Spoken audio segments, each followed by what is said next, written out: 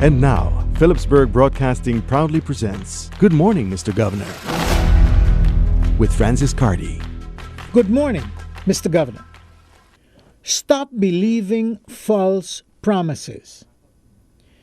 Now that we have entered the island's phased reopening stage, we are beginning to experience all kinds of false promises that have been derailing every effort to move the island's economy forward.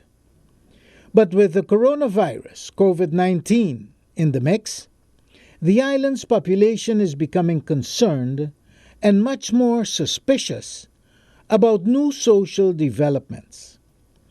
There's an obvious invisible hand guiding this disruption because the footprints are in their approaches and end results.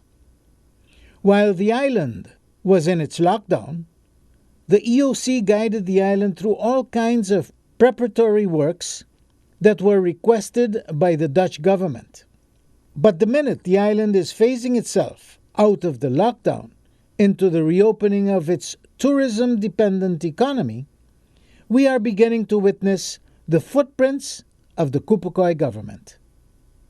There are groups in our community who are hell-bent to make sure that the island does not meet its obligations for its loan from the Netherlands because they are promising members of the Council of Ministers that they can provide the island's needed monies without all that red tape that Holland is requesting in order to maintain corruption.